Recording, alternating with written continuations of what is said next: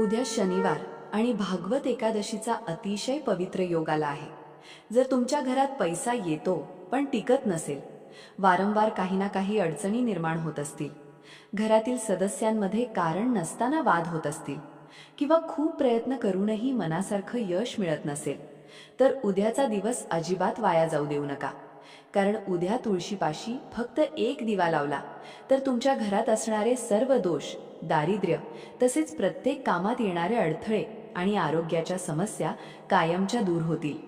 भगवान श्री विष्णू आणि माता लक्ष्मीची कृपा सदैव तुमच्या कुटुंबावर राहील. पण या उपायामध्ये काही छोट्या गोष्टींची काळजी घेणं तितकंच महत्त्वाचं आहे. त्या कोणत्या आहेत? दिवा नेमका कधी लावायचा, कोणत्या दिशेला ठेवायचा आणि त्यानंतर काय करायचं, हे सगळं आज आपण या व्हिडिओमध्ये जाणून घेणार आहोत. त्यामुळे हा व्हिडिओ शेवटपर्यंत नक्की पहा. मंडळी, आपल्या जीवनात अनेक वेळा अशी परिस्थिती येते की आपण मनापासून मेहनत करतो, देवाचं नामस्मरणही करतो, पण तरीही काही ना काही अडथळे सतत समोर उभे राहतात. एखाद्याचं कर्ज कमी होत नाही, कुणाचा व्यवसाय अडकतो, तर कोणाच्या मुलांच्या शिक्षणाची किंवा नोकरीची चिंता संपत नाही. अशा वेळी मनात एकच प्रश्न येतो, आपण अजून काय करायचं? खरं म्हणजे प्रत्येक समस्येचं उत्तर मोठ्या आणि कठीण उपायांमध्येच असतं असं नाही. आपल्या सनातन परंपरेत काही अतिशय सोपे, सात्विक आणि श्रद्धेने करायचे उपाय सांगितले आहेत. त्यामागे सर्वात महत्त्वाची गोष्ट म्हणजे मनातील विश्वास. श्रद्धा असेल तर छोटंसं कामही मोठं फळ देऊ शकतं. आणि उद्याचा दिवस तर त्यासाठी आणखी विशेष मानला जातो, कारण भागवत एकादशी आणि शनिवार यांचा योग प्रत्येक वेळी जुळून येत नाही. भगवान श्री विष्णूंची भक्ती, तुळशी मातेची पूजा आणि शनिदेवांच्या दिवशी केलेलं सात्विक कर्म, या तिन्ही गोष्टींचा सुंदर संगम उद्या घडणार आहे. त्यामुळे अनेक भक्त या दिवशी आपल्या घरात सुख, शांती, समृद्धी आणि सकारात्मकता नांदावी म्हणून तुळशीपाशी दिवा लावतात. पण बघा, इथेच अनेकांकडून एक छोटी चूक होते. रोज जसा दिवा लावतो तसाच उद्याही लावला म्हणजे उपाय पूर्ण झाला, असं अनेकांना वाटतं. पण प्रत्येक पवित्र तिथीची पूजा करण्याची भावना आणि पद्धत थोडी वेगळी असते.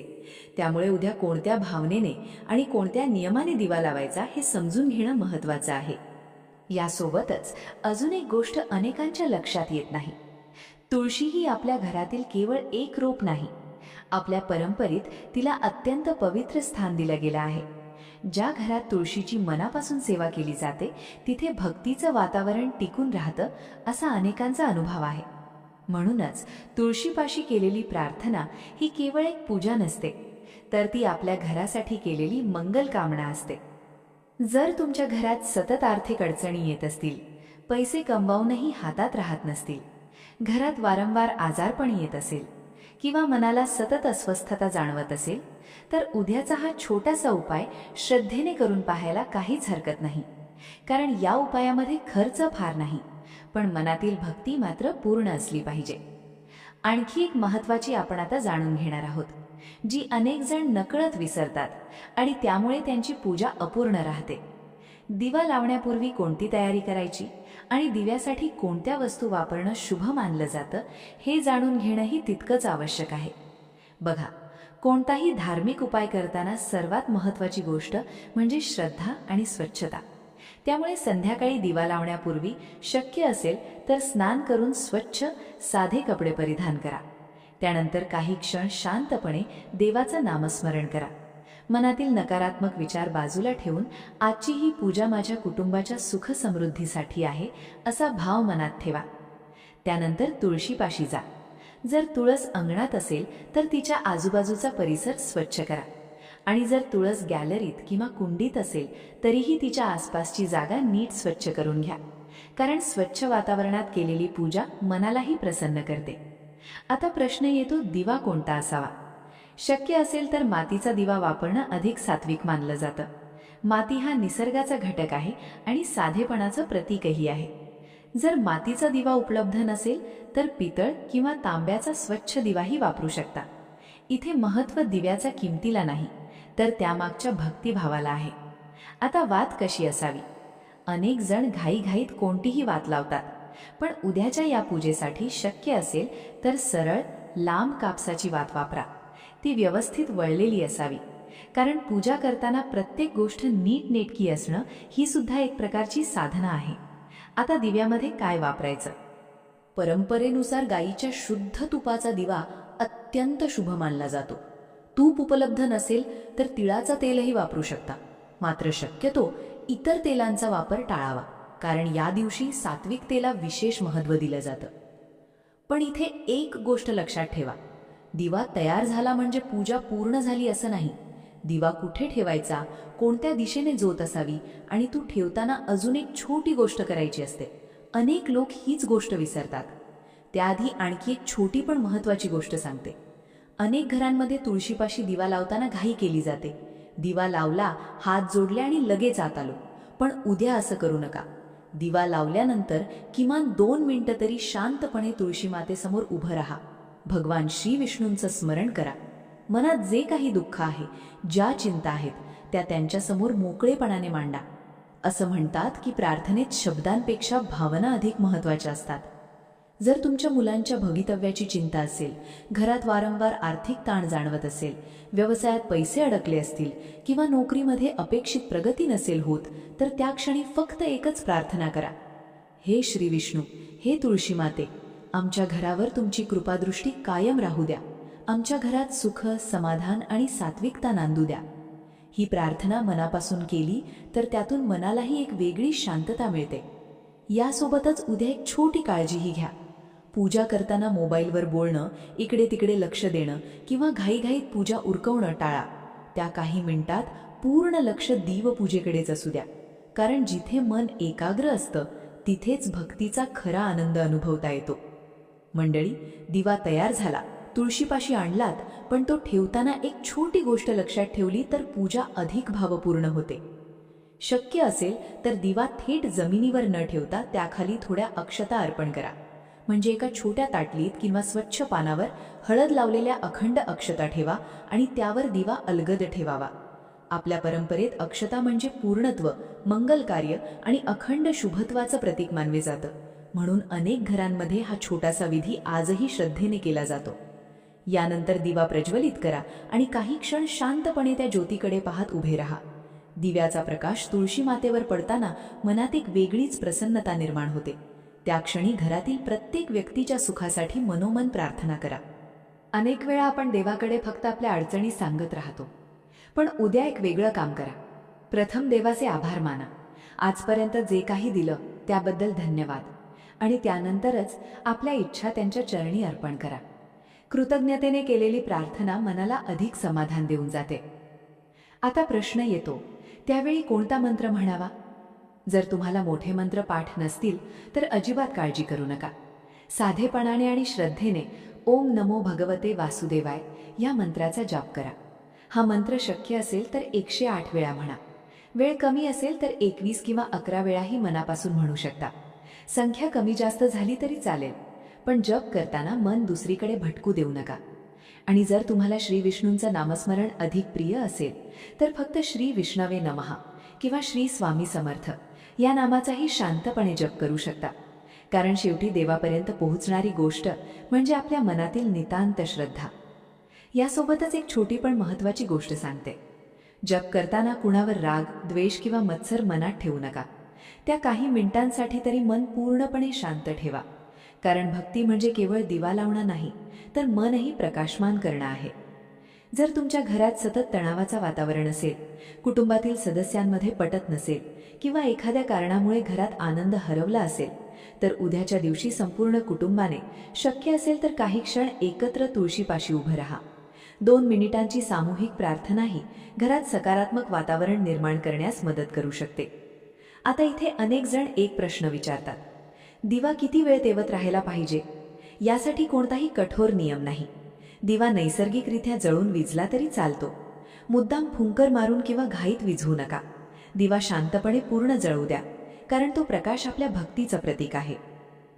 आणखी एक गोष्ट अनेकांच्या लक्षात येत नाही. दुसऱ्या दिवशी सकाळी त्या दिव्याचं काय करायचं? दिव्याखाली ठेवलेल्या अक्षदांचं काय करायचं? आणि या उपायानंतर तुळशी मातेला कोणती छोटी प्रार्थना करावी?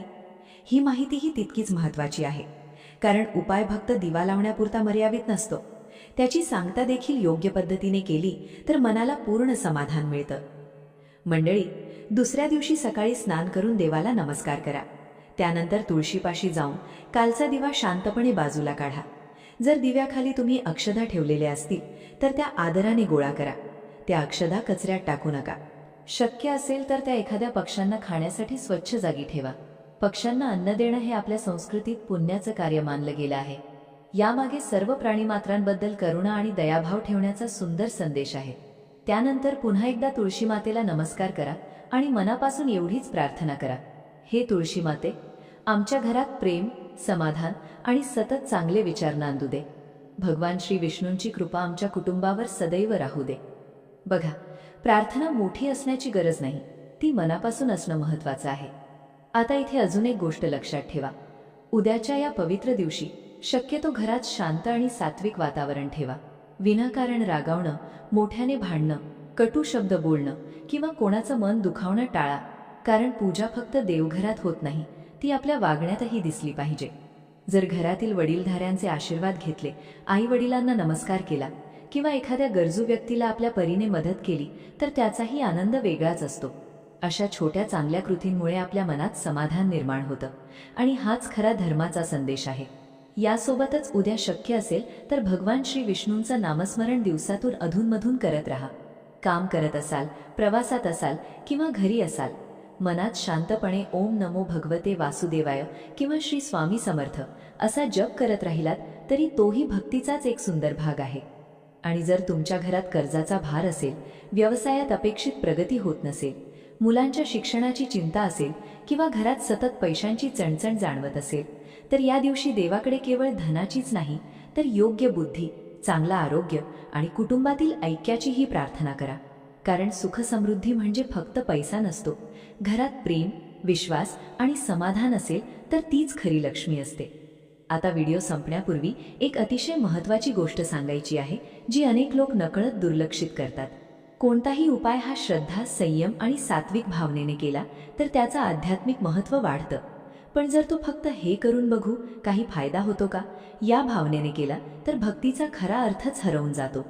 म्हणून उद्या हा दिवा लावताना मनात एकच विश्वास ठेवा, हे प्रभू, माझ्यासाठी जे योग्य असेल तेच मला द्या. माझ्या कुटुंबावर तुमची कृपा कायम राहू द्या. अशी प्रार्थना मनाला स्थैर्य देते आणि भक्ती अधिक दृढ बनवते.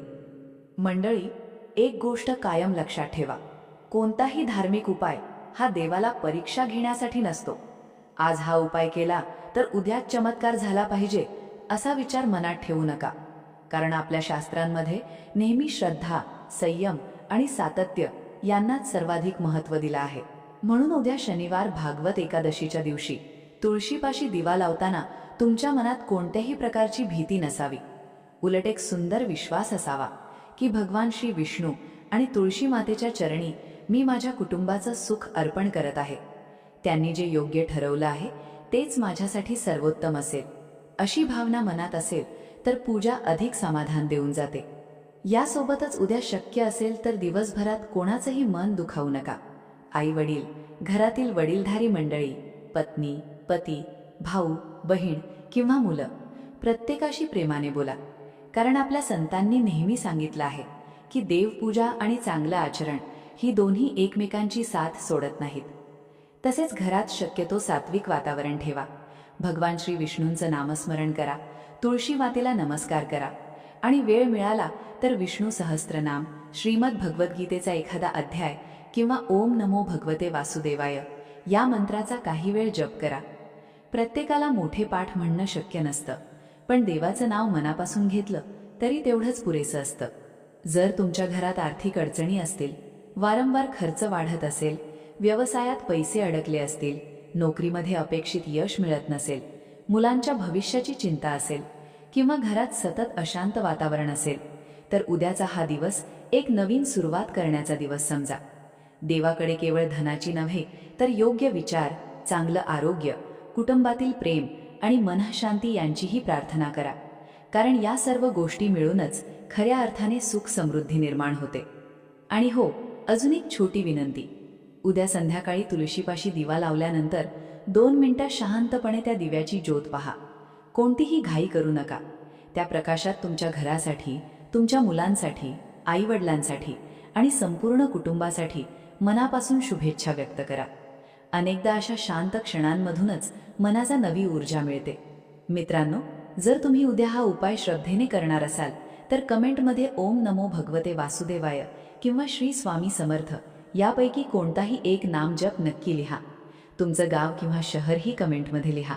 आपल्या स्वामी भक्त परिवारात आज कोणकोणत्या ठिकाणाहून भक्त जोडले आहेत हे जाणून घ्यायला मला नेहमीच आनंद वाटतो.